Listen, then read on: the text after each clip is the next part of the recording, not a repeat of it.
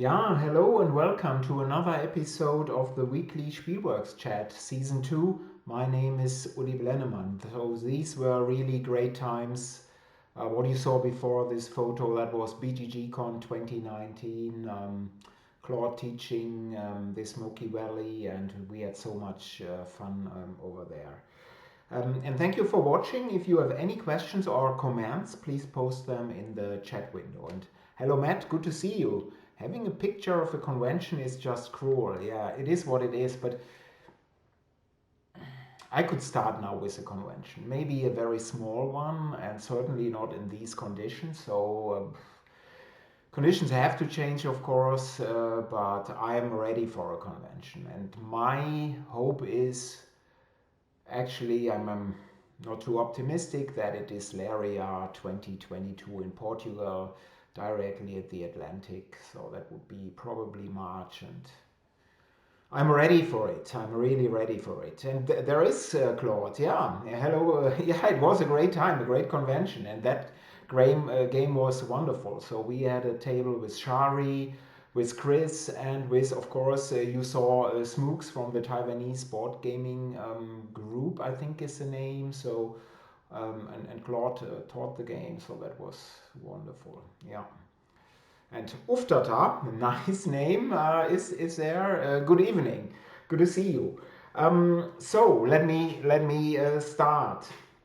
The Tharos Kickstarter and Spieleschmiede campaigns have ended, and thank you all very much for your support. And I certainly learned a lot. And here is how I see the Kickstarter campaign for the game.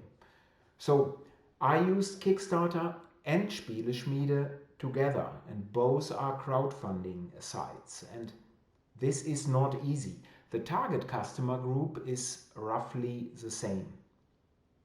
For Spielworxx, visibility in this market with so many products is most important, and at least to my mind will only become more important in the future.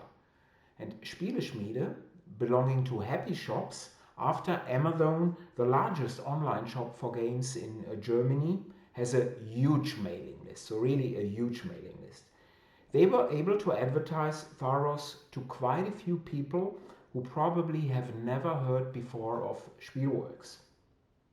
So this will also mean that seeing Matt over there, that Squaring Circleville will appear at both Kickstarter and Spieleschmiede too. Um, I'm offering, as you may know, online options for playing Tharos in advance, so before the release of the game. And in my opinion, this is only fair because you can try out the game before you shell out quite a bit of money for a game. But this may result in very strange and negative comments on BGG, where people questioned the scaling of the game after one online game. And it is what it is. People are people. And the Kickstarter funding sum was probably a little bit too low. Quite a few people have warned me in advance to not set the sum too high, because some people may think that the game will never make it, will never fund. However, when the Tharos funding sum was reached quickly, so I think after 24 or 20 hours, there wasn't much of an incentive to support the project anymore, a project that would fund anyway. And here I need to find the right balance. And although we posted several updates to the Kickstarter page, to the campaign, the Kickstarter page was pretty much static. No stretch goals, no nothing. And in my opinion, the Kickstarter page needs more movement, more new stuff added. And I will also shorten the campaign a little bit by a few days to avoid the days when people aren't backing anyway. So I think this is also a net positive. And as you know, Tharos was a very modest campaign. The game does not have dozens of stretch goals, no IP, no plastic miniatures. But at least you got the rules in 2 languages in advance. You were able to play the game online on 3 different platforms before you order. You could watch videos and including full playthroughs. And contrast this, for example, with Stellaris. And first, I like Academy Games as a company, and I've also played the video game Stellaris.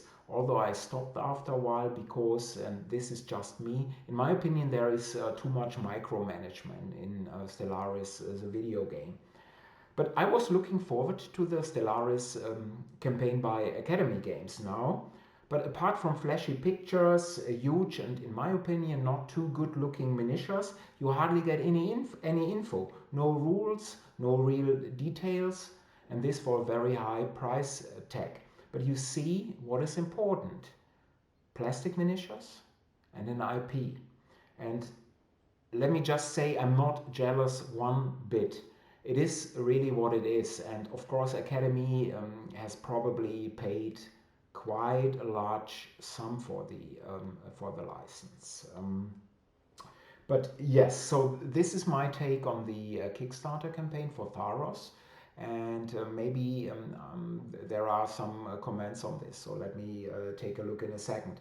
But Tharos is still available for pre-ordering at this moment from my website, as is the German edition of Pax Pamir. And the German edition of Pax Pamir that pre-order will end at the end of this month, so March 31. So let me see, there are any comments. So I'm seeing Marcus, Purple Shiba, hi, good to see you. Yeah, and Matt, of course, is right. They don't need that gameplay videos because due to the IP. That is, on one hand, this is correct, but the description on Stellaris, the video game, is so different. On Stellaris, a tabletop game, is so different from the video game. If you've played the game, you know this is a huge game that you can play for years and years, whereas the board game, the tabletop game, is supposed to be a campaign, legacy type game with individual gameplays of 60 to 90 minutes. And this is really strange in looking at Stellaris as a video game. So certainly I had hoped for more info there. But of course, if there is an IP, there's immediate interest because people think they know what they are getting. Yeah. And there's Daniel. Of course you're late. What are we talking about? Yes, we are talking about Road West. That's right. Absolutely correct. And right now, Spielworxx is very hard at work on Squaring Circleville by Matt Wolf. And this is Spielworxx' next game. We will move to Kickstarter and then Spieleschmiede probably in late May of this year. And we are really excited for this. So I think this will be a fantastic game. It's mechanically and thematically very, very strong. Some industry news. So Asmodee, as you may know, has done it again. It has bought Plan B games. And here I must applaud Sophie, because she has now basically sold her company twice to Asmodee. And that is quite an achievement. First, it was F2Z Entertainment, and she retained just a small part of the company, renaming it to Plan B Games, and now she's selling Plan B games to Asmodee. So wonderful. But I'm wondering when she will start Plan C Games and when she will sell that one to Asmodee. So I'm looking forward to that. And moreover, Asmodee has announced 3 new distribution deals today, adding the Tabletop Tycoon lines. Tabletop Tycoon, you know. Quite a strange company. Let's end it here. But Asmodee has added the whole line of Tabletop Tycoon, that is including Victory Point games, Starling games, Flying Meeple, Sparkworks and Poly Hero dice. And Asmodee has also begun to extend exclusive relationships with Thundergriff games and Fantasia games. So Asmodee is expanding. And again, as a customer, you may say, I do not care. But I'm saying this concentration all in one hand is very bad for tabletop gaming culture. I really think so. And right now, we may not feel the effects of this, but I'm certain we will feel the effects. But maybe we are even now feeling it because it's very hard to get print time at a printer because it's blocked by the huge blockbuster. So maybe we are already feeling it. And my prediction is that Asmodee at a certain point will buy a printer too, because this would make it so much easier for them to have their games produced. Um, yeah, Daniel, she's the boss. Yeah, and Matt is saying not sold twice, but bought three companies and sold them for more than she paid. Yeah, that is also true, but I think that the real value in Plan B games was Azul and some other things. Of course, Sophie bought then Eggertspiele, but she retained Pretzel Games, I think, and from there she again enlarged the company. So she is, whatever you think of her, she's quite clever.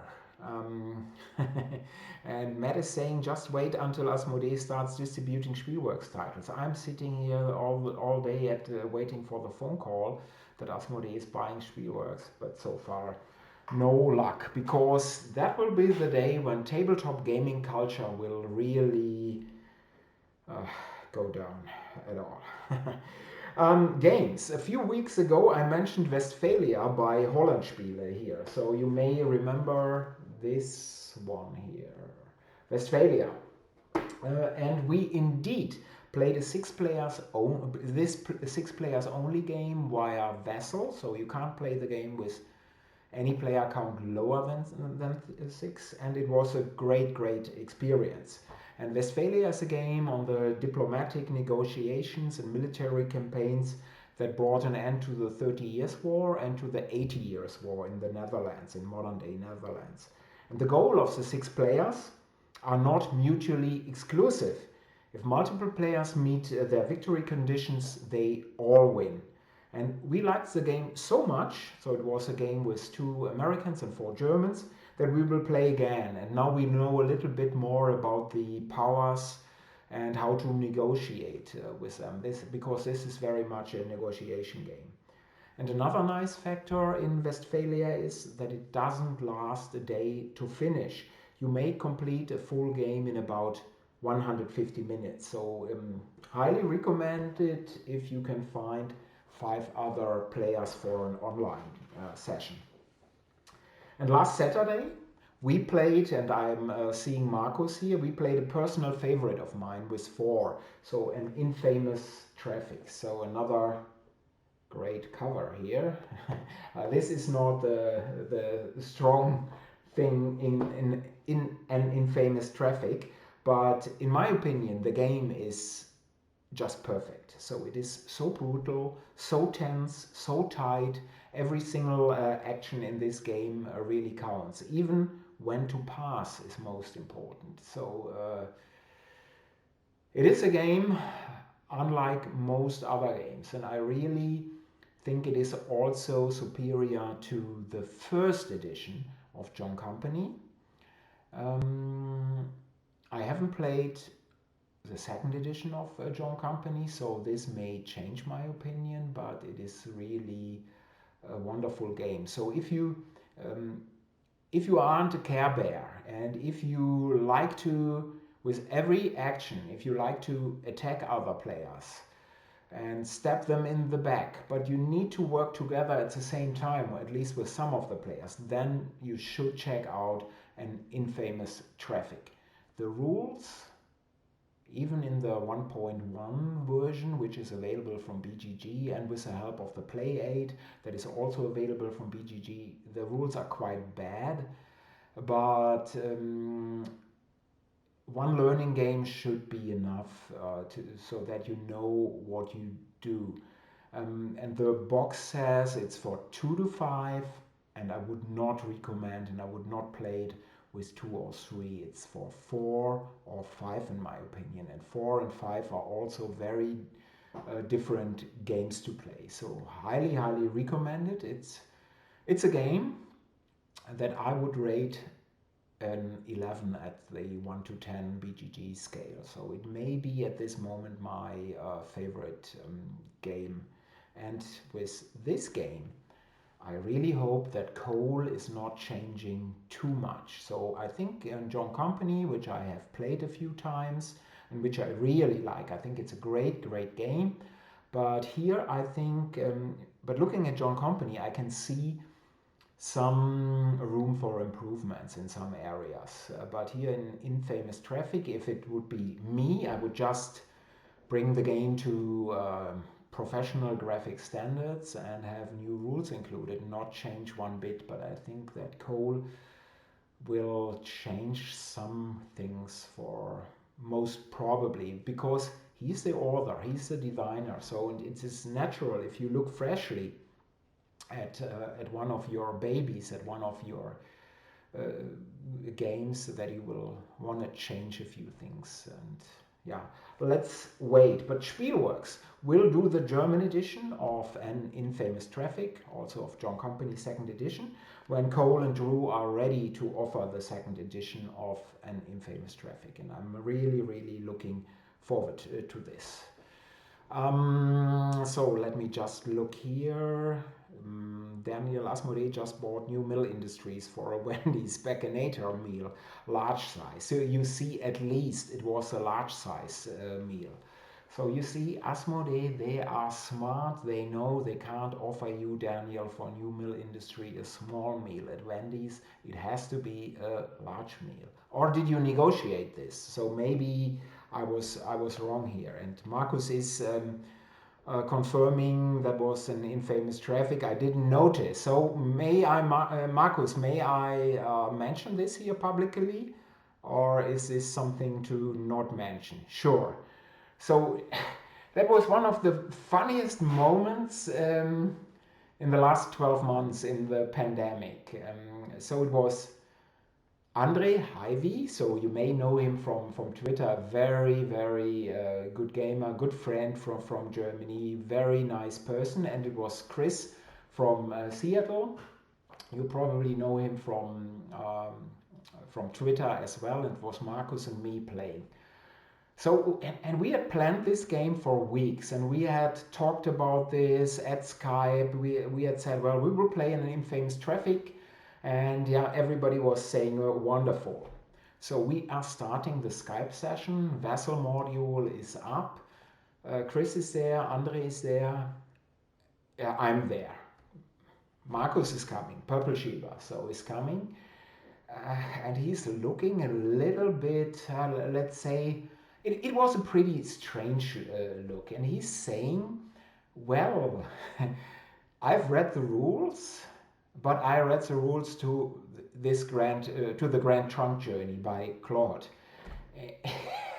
And this is really something that is not even closely related to an Infamous Traffic. As you know, this one is a Spielworxx game. This is a Hollandspieler game. One is a railway game with some deck building elements, and this is a brutal game in the 19th century. It's opium trade, and there was a moment, and I really, at first, I thought this is a joke. No, Marcus had learned Grand Trunk Journey. I think you did well, because this is a game that you should learn and that you should play. But if we want to play an Infamous Traffic, it's not that helpful. So yeah, well, but Marcus played very well. We had a brief teaching session. Chris did this very well. And the good thing is, although the rules are pretty bad, the mechanics to an Infamous Traffic, the rules are pretty simple. So it's not a long teach. So that was great. Yeah, and you learned the rules. Yeah, and Purple Shiva, Marcus is confirming that Chris did a great job. Daniel is saying the Asmodee deal with New Mill Industries. I wanted a Frosty, but they said no. Yeah, well, they are smart, Daniel. Although I have to applaud you that I really love the game New Mill Industries, especially the industries word in there. So it is it feels important that this is a large entity. So New Mill Industries is something. And by the way, if you do not know, New Mill Industries, the company that has been bought by Asmodee for a large meal at Wendy's, and Spielworxx, we will do a game together, and now the circle closes again because in a way it's also a railway game. So it's London Necropolis Railway, and yeah, this should appear, and Daniel may correct me immediately in the chat window, in late 2022, so late next year. So yeah, and I'm really excited for this one as well. Um, and Daniel is saying we're playing Lisboa later, so I'm going to read the rules for Chutes and Ladders in a few minutes. Yeah, you see, somebody will teach you Lisboa, and I think it will be a snap. It is a 5 minutes teaching session.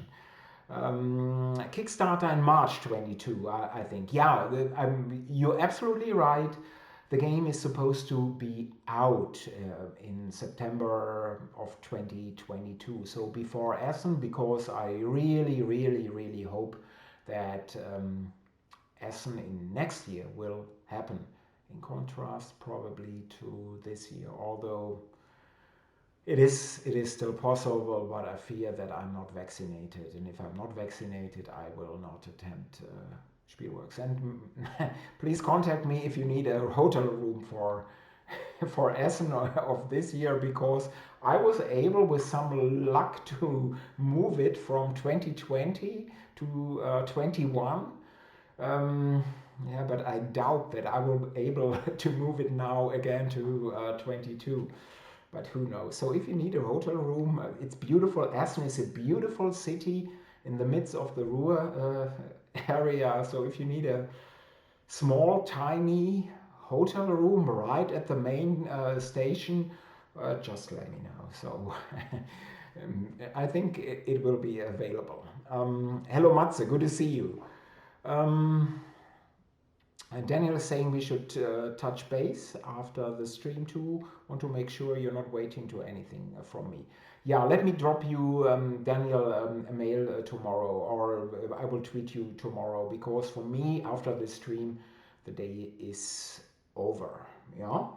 One other thing, maybe you have listened to or watched the Spielworxx chat last week when Mark Herman was my guest, the fantastic Mark Herman, because we made an announcement. So I will repeat this here today as well.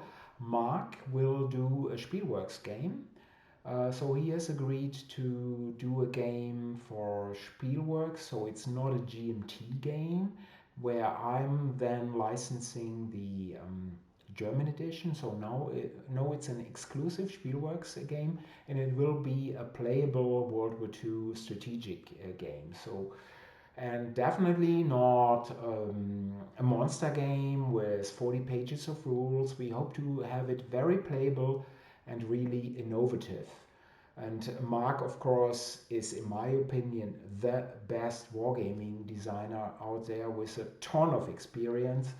And I'm really, really looking forward to it. But I got a few mails afterwards, after last week, and when people were saying, "When can I pay? I need this game immediately." No, it's not that fast. So realistically, I think it will be a 2024 release. So Mark is hoping to turn in a playable prototype sometimes next year. So it could be just at Essen 2022.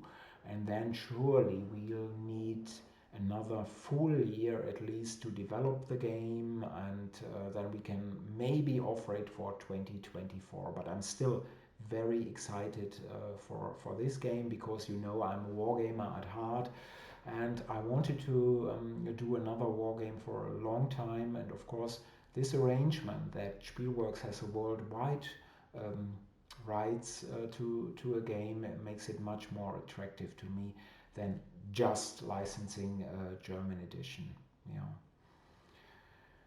Daniel is saying, I hope to make it to Essen one of these days, hopefully. Yeah, and I think I mentioned this before. Probably you should attend it once, but there are better conventions to attend as a gamer. If you want to, of course, have business relationships or extend or make new business relationships, then Essen is fantastic because everybody, at least in Europe, is there. But apart from that, if I'm, let's say, I'm a standard gamer and money is not, or travel time and money is not, is always the same. I much prefer Origins. I much prefer Gen Con to Essen because you can game 24 hours. But Essen, and quite a few people forget this, it's not a game convention, it's a game fair. So it's everything is selling, selling, selling. And when they close the doors at 7 p.m. In the evening, then you need to find a space to play. So, which is possible in most hotels, but that's what it is. There is no organized play afterwards. There are no tournaments, no seminars. Everything is in the Essen halls. So, as a gamer, I do not like it too much. On top of that, but this may change with the pandemic. Even when Essen um, is running again, I'm not sure if it will be that full anymore because last time in 2019 on Saturdays, Sundays, you can hardly find space to play a game. So because everything is full and people are asking you, are you finishing this game or are you still playing? When are you finishing? So and it's so noisy, so crowdy, smelly too. So yeah, I'm not that sure. As a standard gamer, if I would want to be at Essen, definitely not for 4 days. Um, so, Matt is saying 2024, holy crap, your pipeline is full. So I'm not really. If there is a game that I'm thinking is outstanding, then there will be room for it before. But I have quite a few games lined up for this year, for 22 and 23. Matt, you are in there with 2 games. Claude has a game in there, but there is a game by Uwe Rosenberg. There's a game by Ode. There is a game by Stefan Risthaus. So in the Gentes universe.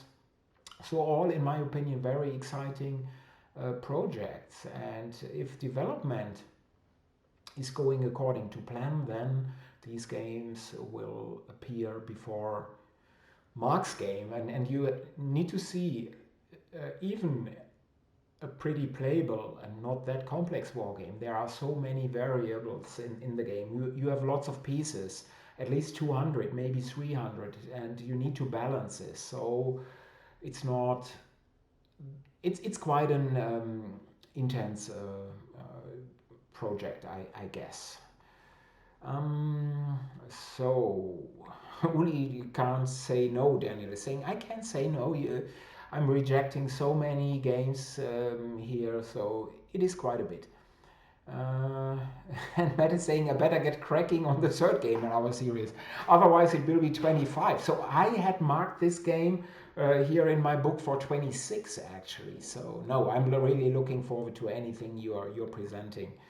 And Daniel is saying, yeah, is confirming he's coming. He would come to Essen to see more European publishers, and for this, of course, then it's most useful. Yes, because although you can do a lot via Zoom, via Skype, or any other things, or by mail, of course, it's a totally different thing to talk to an editor, to a company in person. They want to see your face. They want to see how you behave, how you, if you can if you can pitch a game, and all these things. This is really most important.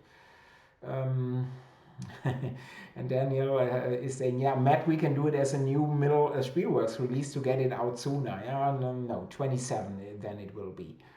Um, yeah, and of course, if you are a collector and going to Essen, then of course, if you're coming with two empty suitcase, then you put in some games that do not make it to the US market or just to the US market a year later or 2 years later. Of course, this is a great opportunity. And when I'm attending Origins or Gen Con or another US convention, I'm also looking for games where I'm pretty sure that I can't get them easily in Europe and bringing them back home. Of course, this makes sense. Um, Uwe Rosenberg, it's so great that you're giving these young and upcoming designers a leg up. Uh, yes, yes, you're right. Uwe needs all the help in the publishing business. So he's pretty much a youngster and he wants to learn his trade. No, he has a great game and he was looking for a home for this one and he visited me here. I think even before the pandemic, and I liked the game. We played the game. I played the game with others, so that's how this became a Spielworxx game. And it's a one or two player game, so it's not a game for three or four. It's a one or two player game, and probably if he hadn't offered me, or if he had offered me the game during the pandemic, I would probably not have received it because other larger companies had taken it. But at that time, when I signed the game, one and two player game, or just one and two player games, weren't that popular. Especially Uwe games are normally, or quite a few, normally is probably too strong, but companies were looking for three and four player options as well. But now, yeah, I think it's even a better fit to just have a one or two player game by design. Ben, great to see you. Although I'm almost finished here, let me see what's there. Yeah, from the cold West Coast. Good morning. Yeah, but you are having also daylight saving time already, right? So we are here in Germany. We are only moving to daylight saving time on the 28th, so at the end of the month. So in 2 weeks. Uh, and Matt is confirming this, coming to Essen, exactly what he did in 2018, coming to Essen with two empty suitcases and filled them with Prosecco, I guess, with cheap Prosecco from northern Italy. That's what I would have done. Who needs more games? Uh, yeah. Unfortunately, I can't translate this. Daniel, minus 33, this is Fahrenheit. I have no idea. So minus 33 sounds cold, and I don't want to experience this in Celsius actually. Um, and Daniel is asking, is it Patchworks asbestos? It's a great idea, but no. I don't even have a true title to it yet. I have some ideas where I will move it to thematically to the 19th century. The working title is Traffic Routes, so so not really Spielworxx-esque. So I need to work on that. And hello Mo, I didn't see you before. Good to see you. Matt is asking, what's your favorite Uwe game? Most probably it's either Patchwork, so the original two-player game. So I'm not into smaller games and into these puzzly games, but I think Patchwork is truly brilliant. And I still like very much Agricola. And some of his later games I do not like too much, and I do not like, for example, Feast for Odin. It's too large, too many options when you have to choose between 20 different actions in a turn. So I don't like this too much. But his oeuvre is simply brilliant, and he's a great designer, but also, and this is always important for me, he's a great person. When you talk to him, this is always interesting and always beneficial when you're talking to him and listening to him, of course. So Uwe is a great person Von Strubel, this is also a nice name here. This has probably been asked a lot, and I apologize in advance. But will your German version of John Company's second edition be part of the upcoming Kickstarter? No, I know about the German version being released later than the US version. Or will we order via Spielworxx directly like Pax Pamir second edition? It will be like Pax Pamir. So what Whirligig is doing is they will mention the German option at Kickstarter, but it won't be collected. It's not really feasible, and I can't at this moment localize the game because you know how Whirligig, or you may know how Whirligig is working. So they are to this second and during the Kickstarter campaign, and probably a little bit after the Kickstarter campaign, still working on John Company to make some last minute changes. The engine is very robust and it's all in place, but they are working till the very last moment, which means I need to wait localizing the game till everything is set in place. I can't start localizing earlier. So no, you need to know to order the game from my website at a certain point. Yeah, good question, by the way. So it's not minus 33, it's just 33. Okay, 33 in Celsius, this is warm. Just above freezing. So yeah, then it is really cold. Uh, Infamous traffic routes. So I have the title already. So that's wonderful. So yeah, you see why Asmodee bought your company.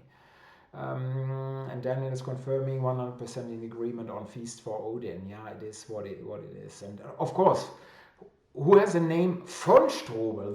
The von. Of course, I have to ask. I have to answer. That's mandatory. If there isn't any last second question, let me finish for today. And next week we will have a wonderful guest again, in my opinion. It will be Volko Runke. We will talk about the coin series and more. And I'm very much looking forward to that episode. So thank you for your time. If you would like to see a special topic discussed in advance, or have a specific question that you'd like to ask, please drop me a mail at uli@spielworxx.de. That is uli@spielworxx.de. And this includes any question that you may have for Volko. But of course, you can, during the stream, you can ask him directly here in the comment section.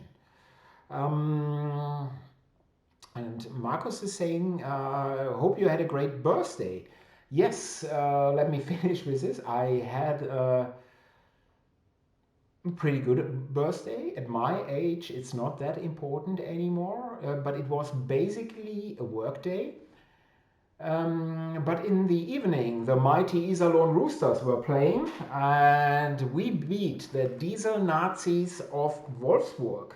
So 4-0, so that was quite a good game, and so I was happy. Had a couple of Proseccos, not even the cheap ones, but a pretty expensive Prosecco. So all in all, that was a great birthday. So thank you for mentioning this here. So till next week, bleibt alle gesund, Black Lives Matter. Bye bye.